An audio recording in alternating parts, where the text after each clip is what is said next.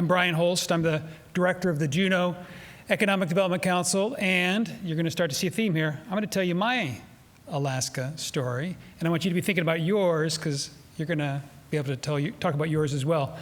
So I came to Alaska when I was in 6th grade in 1978 because my dad was in the Coast Guard and transferred here, and with my mom, who's in the room as well. And when I graduated from high school, I was one of those that wasn't planning on coming back. A nice place to be from, but not the future that I wanted. And I went to college out of state. I spent 20 years working and living outside of the US, mostly. Had 4 children, wanted to come back to the United States, and things looked really different. Juneau looked really different.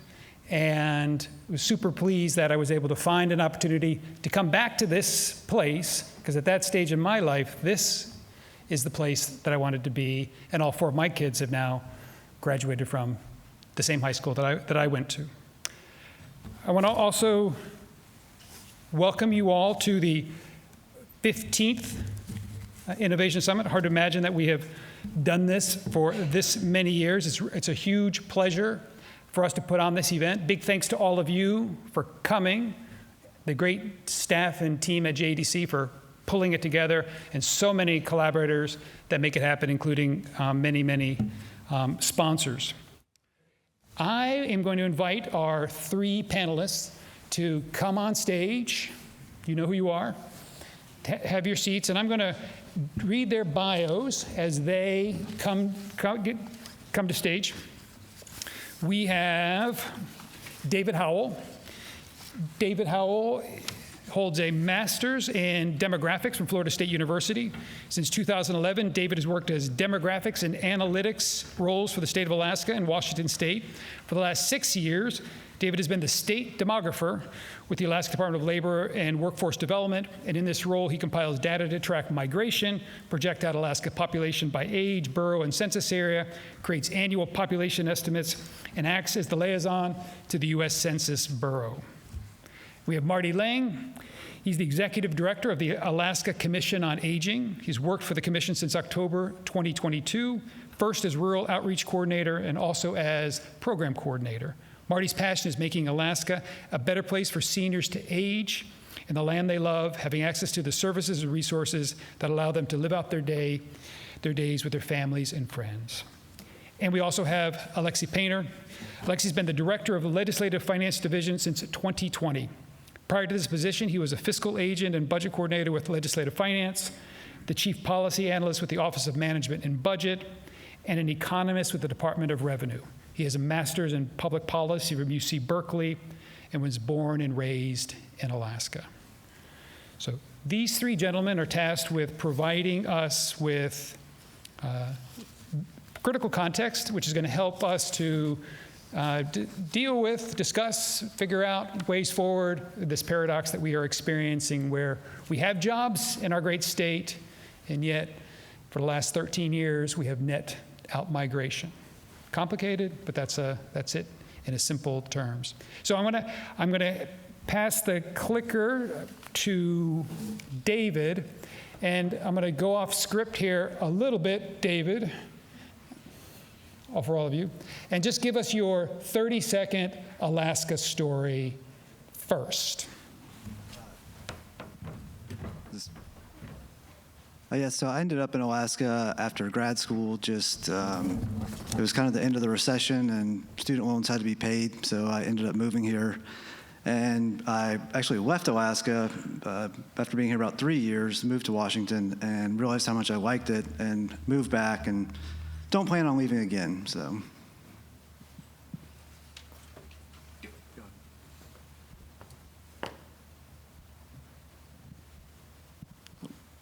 So my Alaska story starts at the top of Main Street. My mom was born here in Juneau in 1936. She met my dad in California. We moved back when I was 4. I left Alaska when I was 18 and wanted to travel the world and just kept on going. And I was gone for 38 years, and we moved back here in 2022. We just felt we always felt drawn. My wife and I both grew up here, and so we always felt drawn back home. We visited back home several times, but it was never the right time to come back. And then in 2022, we just made the decision, it's time to go back to Alaska. So here we are.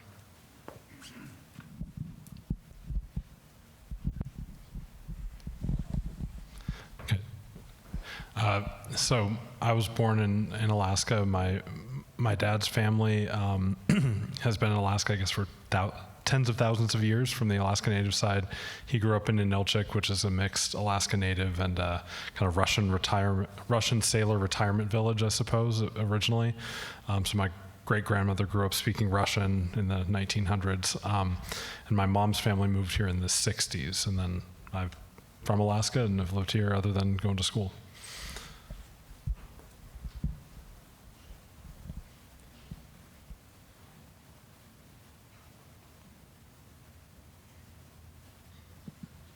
Okay, so I'm just going to kind of set the stage for what's been going on in Alaska the last few years and some of the demographic trends we've been experiencing.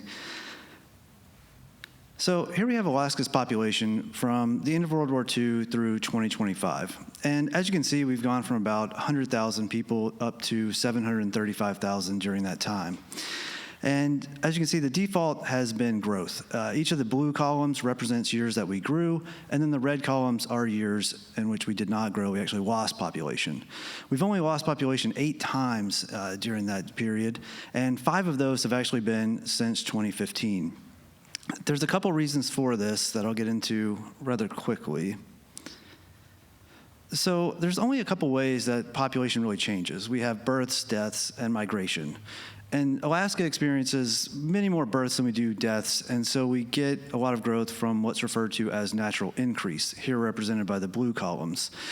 And this is, as you can see, has diminished a little bit in recent years. It's not just, we have an aging population, so we do have more deaths, but also our fertility rates have declined quite a bit in the last 10 years or so. And so we're getting less growth from natural increase. And for the U.S., though, we're still getting a lot. Many states are actually experiencing what we refer to as natural decrease, where there are more deaths than births. So they're actually, naturally, their population is shrinking. Net migration is simply just in migrants subtracted from out migrants. And as you can see, this has been a bit of a mixed bag for Alaska. A lot of boom and bust related to the military early on, the oil industry in the 70s and 80s. And then in more recent years, we've had this stretch of 13 years of negative net migration. And this is unique for a couple reasons. For one, there's no real cause that we can just point at and say, this is why this is going on. We don't have a great reason for why this has continued for so long. At this point, it's by far our longest stretch of negative net migration that we've had. And we've actually now lost over 60,000 people to net migration. So about 8% of our population has been lost to net migration since 2012. And this is about 15,000 more than we lost to the oil bust in the 1980s. So not nearly as dramatic as the oil bust, but cumulatively, this is a greater loss of population. Now, net migration gets a lot of the top line press, and for good reason. It's a summary statistic, but there's a lot of flow underneath. And so this column shows what we refer to, or this chart shows what we refer to as gross migration. And we have in migrants in blue, out migrants in green, and the net is the red line. Now, Alaska experiences the largest gross migration flows of any state in the country as far as a rate. Over 10% of our population is moving in or out of the state in any given year. So that's about 40,000 people moving in or out at any given time. And this isn't to say that our population turns over every 10 or 20 years. We have a lot of churn at the top. And so we have somewhat like a last one in, first one out situation. We have a lot of military population, so there's a lot of turnover. So there's a lot of people in both of these columns, but we're seeing a lot of people in and out of the state every single year, and the net is just the difference between the two. Now, in Alaska, thanks to the PFD, we know a lot about the people coming in and out of the state. So we're able to build age profiles of migrants to and from Alaska. So this is our average annual gross migration for that 2012 to 2025, so the last 13 years that we've experienced negative net migration. And historically, Alaska has gained population in the 20s and early 30s as young workers come up to the state. They bring their families with them. We've historically gained at the youngest ages, but then start to lose population in the 40s and 50s, and then on into retirement ages, we really start to lose people. But during this most recent period, we're only gaining at that 25 to 34 age group. So there's only 2 age groups here where we have more people coming in than going out. We still have a lot of people coming in at these younger working ages. We're just losing a little bit more. And to show this a little bit more clearly, what's been happening by age with migration during this time, we have just the net migration for that same time period. And as you can see, 25 to 34, we're gaining about 500 people a year, but this is far more offset by the losses at other ages. We're losing workers once they hit their mid-careers, and they're taking their kids with them, and so we end up losing at the 30s through 50s, as well at the youngest ages. But then you can see that we've lost a lot of people in the 50s and 60s, kind of around that retirement age and on into retirement. And this isn't to say that we're suddenly seeing these big net outflows of people at retirement ages. We've always had negative net migration rates at that time. It's just with the aging of the baby boomers, there are a lot more people at those ages to migrate out. And so that, we're just, the rates have remained relatively stable, but we just have more people moving out of the state. And so this net migration streak has happened at a time where we're being impacted by a number of different factors. As I mentioned, we have the aging of the baby boomers. Here's our population in 2012, and we have our baby boomers at this point. The oldest ones are 67, so just starting to hit retirement ages. The youngest are 48. And so there's a lot of people just about to age out of their prime working years, which we define as 18 to 64. Behind them, we have Generation X, which is the kind of the valley there. And then behind that, we have the millennials, which in 2012 would be around the ages of 16 to 32. And so as the baby boomers are aging out, we have this large millennial cohort that's aging into their prime working ages. And then behind them, at the youngest ages, in 2012, our birth rates are still relatively high. And so we have more than enough births to replace the existing population. Now, it's the same graph, but I've added the 2025 population here in green. Now, as you can see, that population over 65, we have a lot more people at the senior ages. We've gained about 60,000 people over the age of 65 between 2012 and 2025. And we've seen, our healthcare sector has grown a lot during that time to accommodate these people because we just didn't have many people at these older ages previously. But we've lost a lot of baby boomers as well. So as you can see, the declines, we've lost about 2,000 or 3,000 people per individual age here as they've aged over the last 13 years. The millennial cohort is still very much in Alaska. We've only lost a few hundred people by age for them. But again, at this point, for 2025, there's not many people behind the millennials. And so I know it seems far off. Millennials are about 20 years from retirement, but we don't have a big group of people behind them to fill the void that they will leave as they age. And they're starting to hit ages where we see higher levels of negative net migration. And so if historical trends hold, we'll start to see them moving out of the state relatively soon. And then if you look below age 10 there, you can see that the line really dips down. And this is because our fertility rates are no longer high enough to replace our existing population. So we really have a gap under age 10 going forward. And we're starting to see the repercussions for this at the school age population. But in about 10 years, these people will start to enter the workforce, and we will see, we'll really be struggling with workers at that point. And the working age population is already declining. The working age population, again, that's ages 18 to 64, topped out in 2013 at 483,000. In 2025, here represented by this red line, we had 446,000 18 to 64-year-olds. This is about the same level that we had in 2007, but down by about 35,000 from our peak in 2013. And this is already starting to cause issues with hiring. People are having to rely more on non-resident workers than they have in the past. Now, non-residents have long been a big part of our workforce, especially in seafood processing and construction, but all industries are starting to reach out for more and more non-resident workers. In 2024, we had the most non-resident workers of all time at 95,000. This was 2,500 higher than 2023, which was the previous record for the most people or most non-resident workers in the state. And right now, looking at the data, there's no implication that 2025 will not break this record again, as the number of jobs have gone up and our working age population has decreased slightly over the year.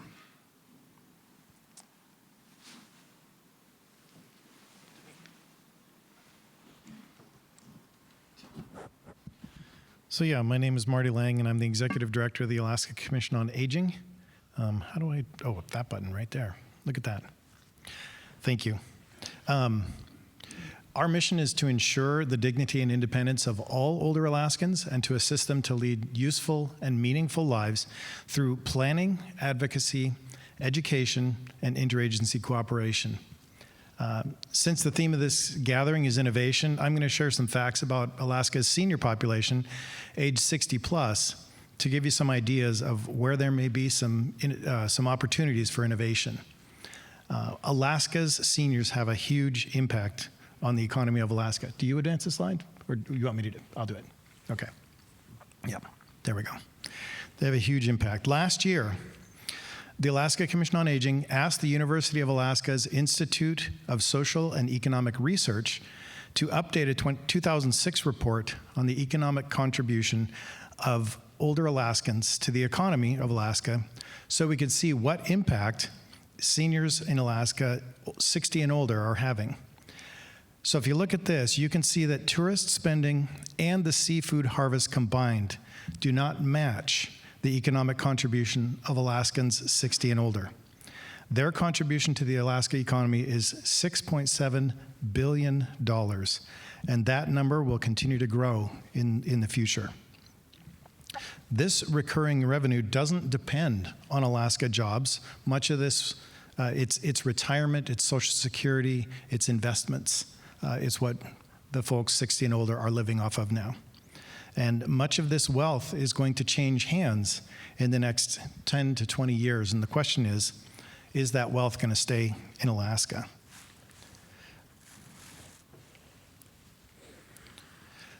So going back to more statistics, Alaska per capita is has one of the fastest growing senior populations of all 50 states.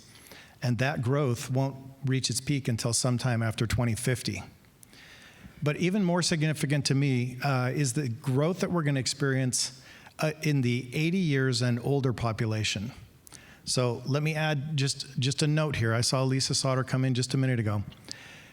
If you are 85 years or older, you have a 1 in 3 chance of having Alzheimer's or some other form of dementia at that age. 1 in 3. So let's look at the 80 plus population here. As of last year, Alaska had just over 20,000, 20,228 people who are 80 and older. In 2030, just 5 years from now, that number is projected to grow to 29,150, which is a net gain of approximately 9,000 seniors. But between now and 2045, that population is estimated to grow to 51,000, which is 31,000 more than we have last year. How are we going to take care of these people and make sure that they can age in place here in Alaska? Seniors who age in place cost the state far less money than those who are living in care facilities. And David was just talking about this too, outward migration. The other challenge that we're facing is a diminishing workforce. Based on the population projections made by the Department of Labor, Alaska's losing, on average, about 3,400 working age people every year. And if that trend continues, in 5 years, we'll have 17,000 less people in our workforce. Not all these are jobs that are related to seniors, but some are. So in 5 years, there's going to be a 50% increase in the 80 plus population and less people to take care of them than we have today. Alaska is already struggling to meet the needs of the current senior population, especially when the legislature has no money to put towards this in this session. So as more working people leave, the strain on the current system increases. So what are the areas of need for seniors, and where will we need to innovate in the next several years? Medical services. Primary care is an issue. We need to get more doctors into the States, more nurses. We need to have people who will work with seniors on fitness. We need adult daycare services. We have them, but the need will increase. And the need for dementia care will also increase. And elder care tech has a lot of potential for growth. Also housing. Home modifications are, for people to be able to age at home, they need to get grab bars, they need to get walk-in showers, they need to have different kind of toilets. So home modifications, independent living. We need more independent living places, we need assisted living places, and we need more long-term care facilities built. In the world of transportation, seniors use public transportation, but then they also need private transportation, and we're having some difficulties in the system right now getting seniors to where they need to go, to doctor's appointments and that kind of thing. And so there could be some innovation with maybe rideshare services or subscriptions or that kind of thing. Home services, chores. We need folks like my parents have. They've got somebody who comes in and cleans their house and once a week. We need more people who can do chores, homemaking, changing light bulbs, minor maintenance, and that kind of thing. Legal services, wills. These folks need wills. They need powers of attorney. They need guardianships. And then lastly, information. I don't know if you know, but Alaskans are being targeted by scammers because we're more trusting than other places. So we need information to get out there about scam awareness. We need information about what's available in the communities for seniors. I just had someone ask me today if there's someone in Juneau that they can talk to about getting their mother evaluated for dementia. And the information about government services needs to go as well, get out to them. There's also, there's going to be business succession planning and intergenerational wealth strategies that are going to need to be put in place by these people. So our office every year publishes a collection of statistics, I've showed you some today, about seniors, and it's called the Senior Snapshot. And if you'd like a copy, I'm over at the table over here. I've got several copies that I can give out today that will help you see a lot of the trends that are happening with seniors and the current statistics. From the Alaska Commission on Aging's point of view, older Alaskans are a major economic force that should be taken care of. But workforce issues and lack of services, especially in rural areas, need to be planned for and addressed in the very near future. There is a lot of room for information. There's my contact information. If you have any questions, please reach out to us.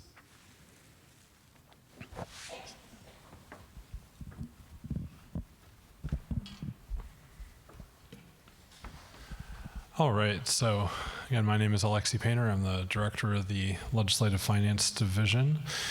And so I was asked to talk a bit about Alaska's fiscal situation at large, and then also what we call the Alaska disconnect. So first, to talk about our fiscal situation with a very busy graph. I apologize for that. This is kind of showing our current fiscal era that we're in. Since FY14, really, oil prices crashed in 2014, so that's kind of the beginning of where we are now. The bars on the foreground are our budgets through those years. The area in the background is our revenue, and you can see there's several years where the budget bars are far above the revenue. And so from FY15 through 18, the state was running a budget deficit of about half of our general fund budget a year, so we were drawing through our savings during that time. In FY19, the legislature adopted a draw from the permanent fund, the percent of market value draw, or POMV draw. That's now our largest source of general fund revenue. So, historically we've been a state that relies heavily on petroleum revenue. Now we rely very heavily on investment revenue from the permanent fund. The result of that is that we've stabilized our revenue somewhat.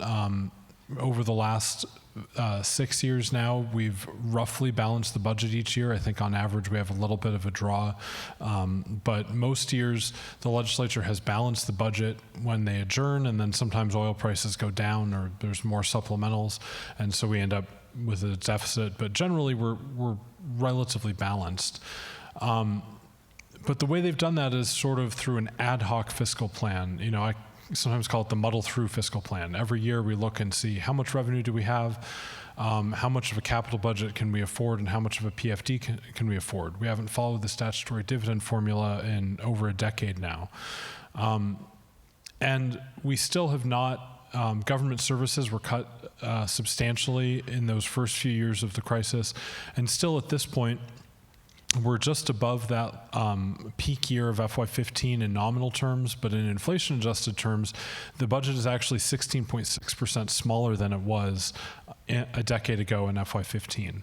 So we've shrunk the budget, added this POMV revenue, but we still have kind of what we call a structural budget deficit. And this is another way to visualize our budget this year, to see our structural budget deficit. So this is the governor's budget. And the left shows our different revenue sources for the general fund. And you can see the largest is in pink, that percent of market value draw. The next largest is petroleum revenue. And then the next largest after that is non-petroleum revenue.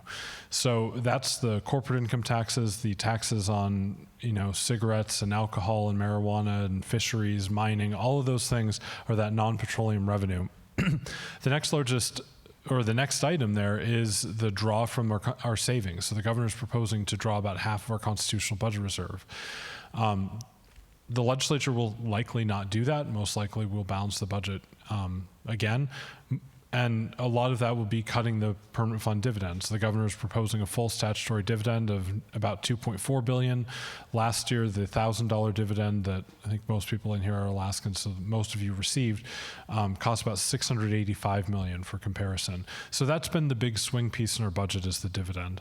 But that gives an idea of just the relative size of where things are coming from and the relative size of the deficit in the governor's budget. So we have the structural budget deficit that indicates continued uncertainty with our finances.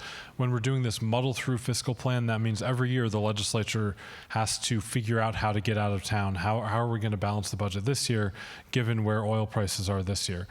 While the percent of market value draw is now our largest source of revenue, it's much more stable than oil. So really oil is often kind of our swing piece. It's depending on prices, that's going to change how much we have available. This gets to what we call the Alaska disconnect, which is that Alaska's state budget and our state revenue is very disconnected from the size of our private economy. We're the only state that finances our budget like this.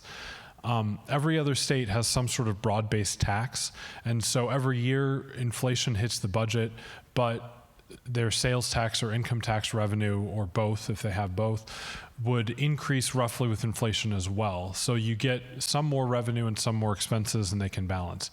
In Alaska, we don't have broad-based taxes. So instead, the cost of services goes up, oil prices might go up, they might go down. And so the cost of our budget and the amount of revenue we have are quite disconnected. Local governments do get property tax revenue from increased population or sales taxes, but the state does not. And so that means that increased economic activity in Alaska does not result in more revenue from the state. It does create costs for the state. So if you had 100,000 people move to Alaska, we reverse the 60,000 people who moved out in the last 13 years come back, we would see higher costs. We'd see more kids in schools that would need to be funded. We would see more demand for state troopers, for Medicaid and other social services. And the state itself would see very little new revenue. Again, local governments would get some, and that would offset some of these costs. But for the most part, it would be a bad thing for state government. And that's a fundamental problem for Alaska. And I'm a nonpartisan employee. I don't think I'm getting out in front of, saying something political. This is something that pretty much everybody in the legislature and the governor's state of the state talked about a lot too, that we have this fundamental disconnect in our economy between our economy and the state budget. And that leads to a lot of uncertainty. There was a study that ICER did that talked about the cost of uncertainty for our economy. When we don't know what the fiscal situation is going to be from year to year, that means it's hard to make investments. So all of you who want to innovate in the private economy, it can be difficult if you don't know whether we may adopt new taxes or get rid of existing programs because we have that uncertainty from year to year. And then also, there'd be the question of we've been underinvesting in capital infrastructure. That's one of the ways we've made the budget balance each year, is to not fund deferred maintenance on state facilities and schools and things like that.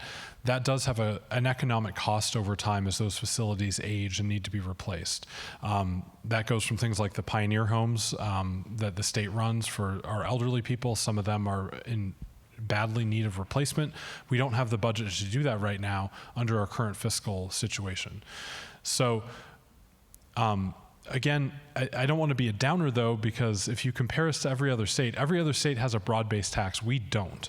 So the fact that we're able to balance our budget without a broad-based tax and while paying a dividend shows that in some respects, fiscally, we're way ahead of everybody else. We just have not chosen to deploy our resources in a way that would be sustainable and balanced over the long term. So I think that's all my comments. I'm not sure if we're done or if we're answering questions or what. Turn it over to Brian. Let's give them a round of applause.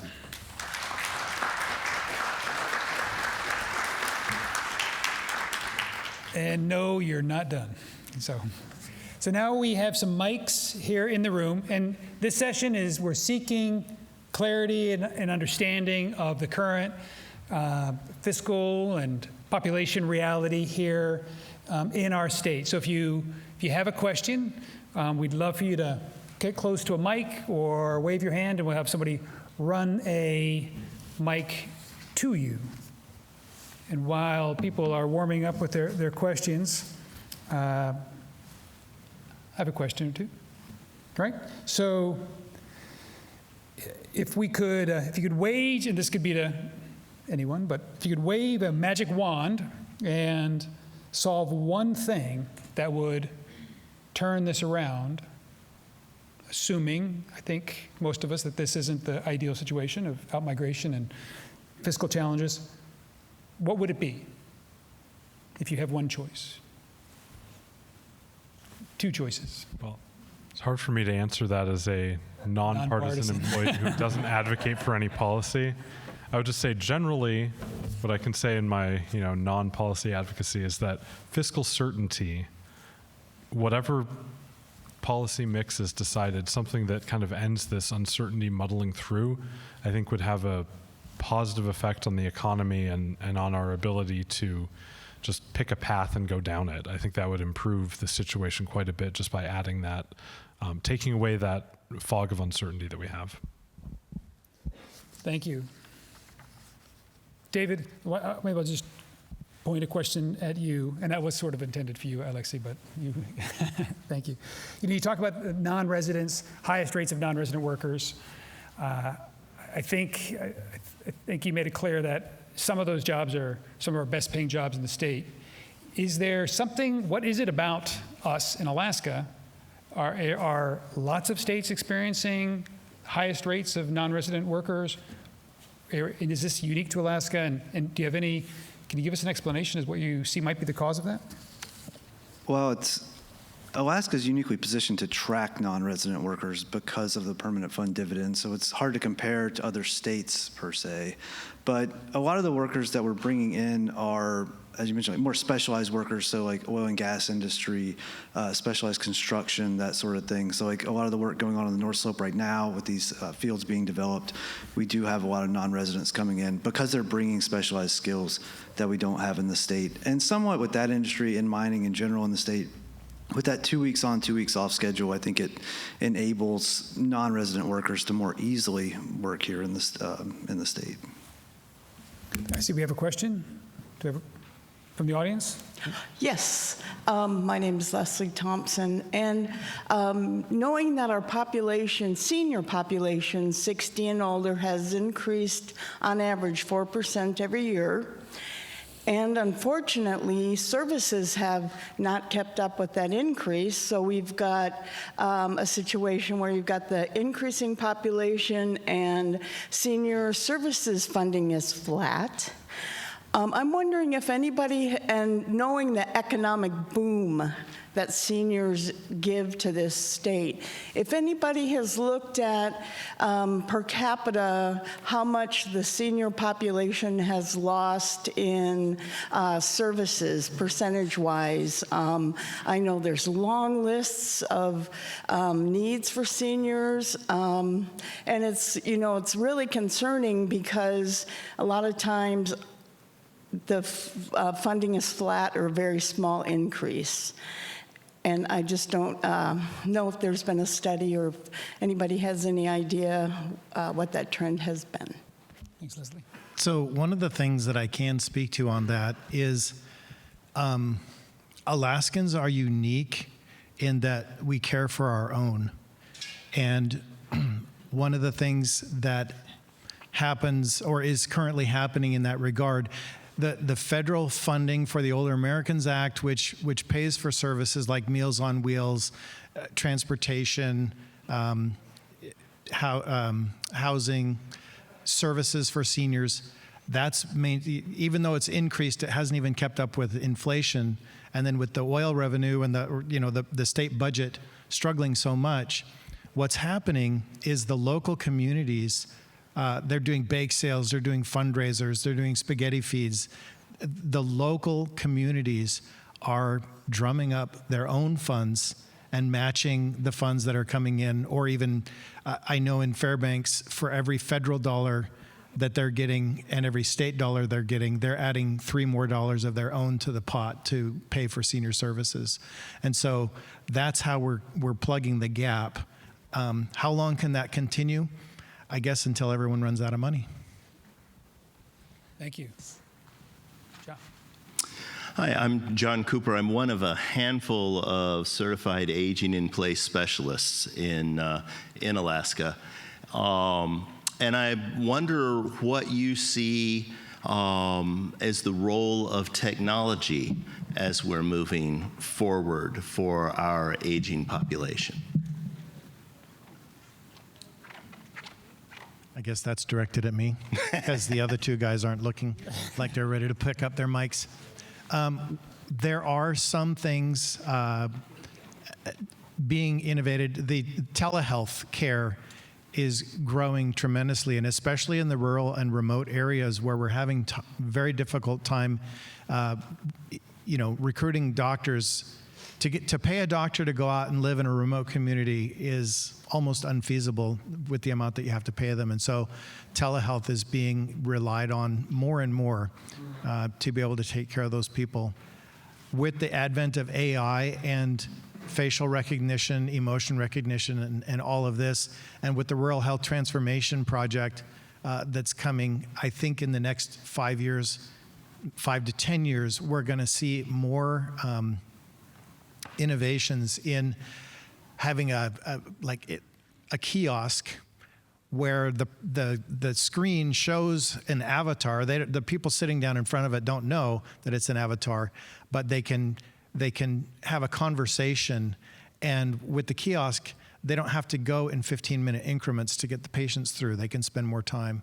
So I think we're going to see more of that, especially with the Rural Health Transformation funds flowing into the state over the next 5 years. Thank you. Another question? Yes. Hi, I'm really interested in Alaska demographic information, and I realize that you're a state demographer, but I'm wondering if you are looking at that at a community level very much, and if you're seeing any outliers, any communities that are finding more success or showing more success in recruiting younger folks and keeping them. Yeah, that's my question. So the main reason, or the main regions of the state that are growing are Mat-Su and Kenai. Kenai, large senior population actually growing there, but they kind of grow to the detriment of Anchorage. So we see a lot of people moving out of Anchorage to Matsu, a lot of people moving to Kenai once they get more, closer to their retirement years. The biggest push of, working age people coming into the state in recent years has really been Fairbanks with the Air Force expansion there. We've had a lot of people migrating in for that, but that's, again, kind of one specific cause that is bringing them in. Skagway was kind of a boom. I know Skagway's tiny and the numbers are small, but there for a few years pre-COVID, they were really attracting a lot of young people. And looking at the data, it seemed like it's a lot of young workers coming in for the summer and then just deciding to stay. So I think, Skagway seemed to be having some success there, but they're still kind of feeling the ripple effects from the pandemic, and with the cruise ship season being canceled basically for 2 years in a row, it hit their economy very hard. And so I think there's still some recovery from that, and maybe some shell shock for people who moved there. But yeah, Skagway seemed to be doing something right there for a while. Thank you. Okay. Well, I'm going to take it as people understand the problematic that we're dealing with. Before we wrap this up, is there any last comment that you would like to make from any of our panelists? Oh, I see. One more question. Go ahead. Yeah, because I don't know I'm going to get a chance to talk to you before I give my presentation, David. I was just curious about if you've calculated total fertility rate, and what does that look like over time? Yeah, so we do calculate total fertility rates on an annual basis, but yeah, so Alaska's total fertility rates are higher than the U.S. as a whole. So the U.S. as a whole, the last time they were at replacement level fertility, which is 2.1 children per woman, was kind of in the early 2000s. They've been on a long decline since then. Alaska stayed at about 2.3 children per woman up until around 2015, 2016. And since then, we've been on a steady decline and are now around, I want to say like 1.9, I think, just below 1.9 if you go out some decimals. But yeah, so we're definitely losing population in the long term at this point, just through that. But again, as far as the U.S. as a whole goes, we are, I think, the 4th highest fertility rate in the country. So we're up there. It's just that no state has fertility high enough to replace their existing population at this point. We've just seen trends heading the opposite direction. Okay, thank you. Just in the back of my head, what delay do you think the drop in fertility? It's really tough to say. Alaska is very unique in that, Southeast Alaska, where we are now, very low fertility rates. So like Juneau has about 1.3 children per woman. If you go out to rural Alaska, out in the Kuslavik census area, you're looking at a 4 children per woman fertility rate out there, even today. Theirs has stayed high, as well as the Bethel census area has stayed high. But they are coming down. They're in other more rural parts of the state. So I think it's somewhat culturally, big families are still a thing in a lot of parts of the state, and so that's kept our fertility rate up. Anchorage somewhat drives the state, and they're right around replacement fertility actually still, despite being very urban center. Thank you. Great. Well, thanks, David, Marty, Alexei, for getting the stage, laying the context.